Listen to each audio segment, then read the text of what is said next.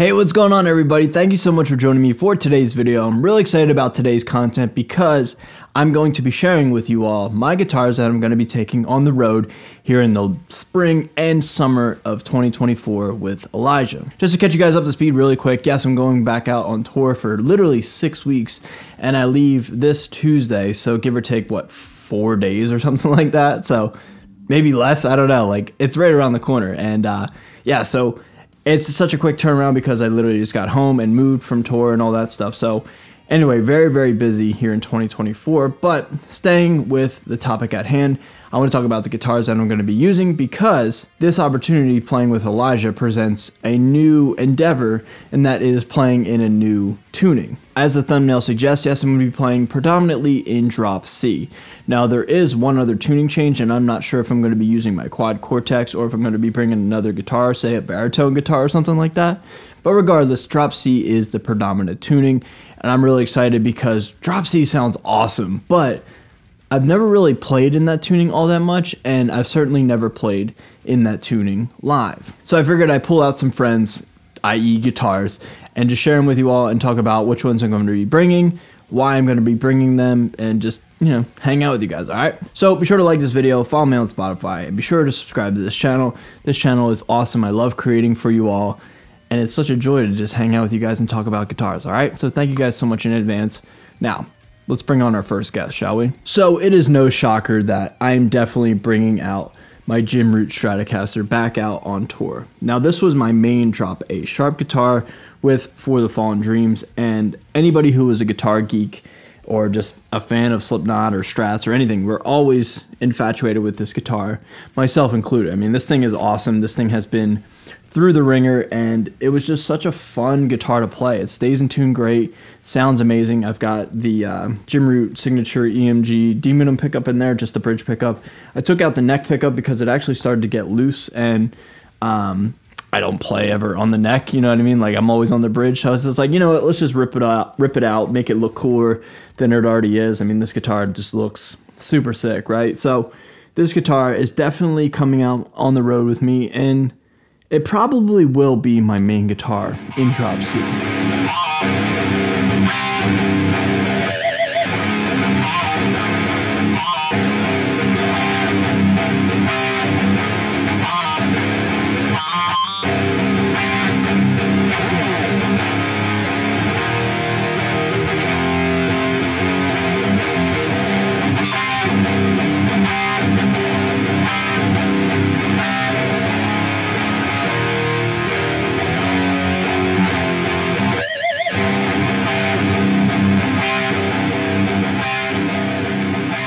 I mean, this guitar has been with me on my channel, God, for what, 6 years, give or take, something like that, ever since late 2018. And just so you guys know, I have since swapped out the neck. I had a black GROOT Strat with the black neck, this one right here, and then this one came stock with the maple neck.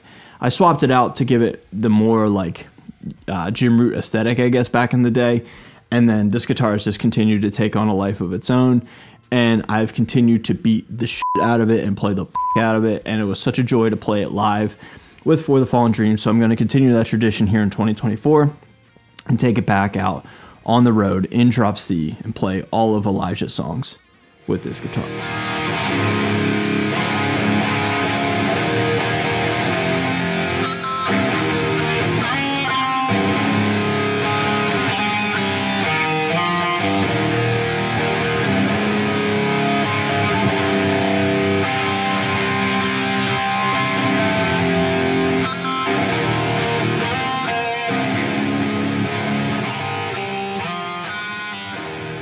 The next guitar on today's show is a guitar you guys have seen recently because it is one of the newer ones in my collection, and this is a Badlands guitar, and it is a GX1 New School. So this guitar was also on tour with me with For the Fallen Dreams, but it was my backup, and I actually never played it live.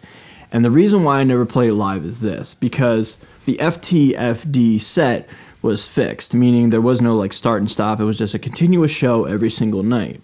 And we were doing guitar changes from 6 strings to 7 strings and back and forth, right?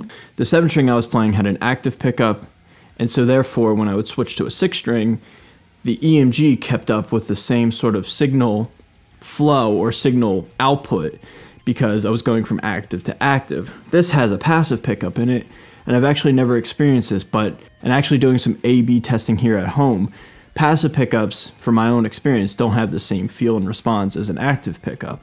So when I was switching from, say, an active Fishman 7-string to a passive Badlands 6-string, the signal just wasn't there. And that is not indicative of this brand or passive pickups in general. It was just, you know, different strokes for different players, right? So I was using active to active just to keep the sort of output the same. Now here I'm about to go back out on the road, and I think what I want to do is put an EMG in this guitar. Therefore, to keep the signal output the same, because I love active pickups. I love EMGs. I love Fishmans, but I like EMGs more, just ever so slightly, obviously. So I think what would be cool is to keep this guitar in the arsenal and play it live. But I think for my own just feel, response, and just joy of playing, I think I want to put an active pickup in this guitar.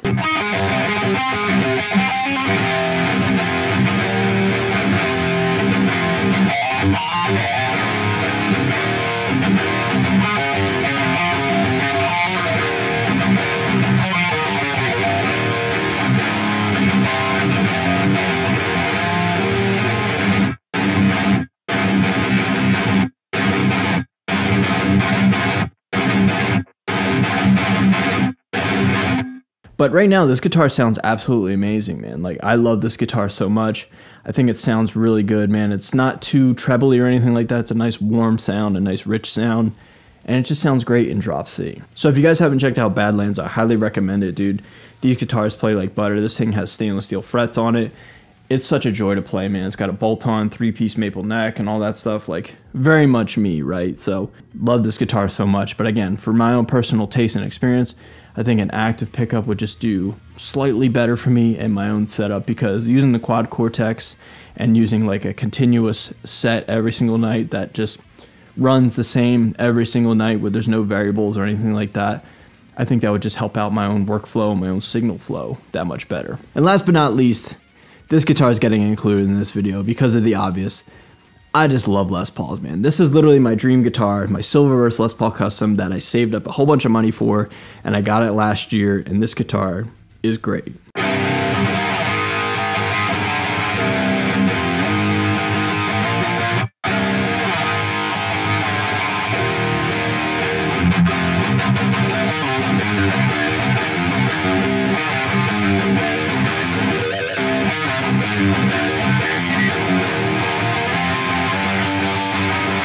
However, obviously, this guitar has a passive pickup. This has a Duncan distortion, which is just incredibly ironic because Adam Jones has a Duncan distortion in his guitars, and I actually didn't really know that until somebody pointed it out. This is not an homage to Adam Jones, it's just incredibly coincidental. But again, with everything that I'm saying, with the quad cortex, with the signal degradation or the signal consistency, I think I would have to put, again, an active pickup in this guitar just to make it respond and feel the same and work in conjunction with my quad cortex, so I don't have to like change settings and gains and all that stuff.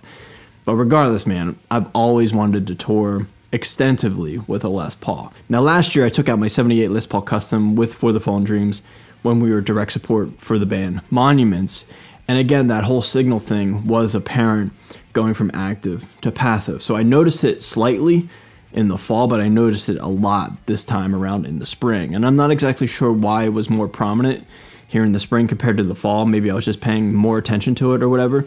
But regardless, man, taking a Les Paul out on the road for 6 weeks all over the country, playing 33 shows, dude, that sounds like such a dream, dude. So for right now, this guitar is staying with the passive pickup setup, but man, I would just love to take this guitar out on the road. But I think a Les Paul in drop C sounds absolutely mean, and it sounds great, dude. Like, Les Pauls really, in my own experience, don't do that well in low tunings compared to, say, like a Strat or any sort of Fender scale, just because of the obvious longer scale. It's just better for the job. But I just think it would be so much fun to take this thing out on the road and just beat it up and just, you know, make it more of my own and just, you know, travel the country with it.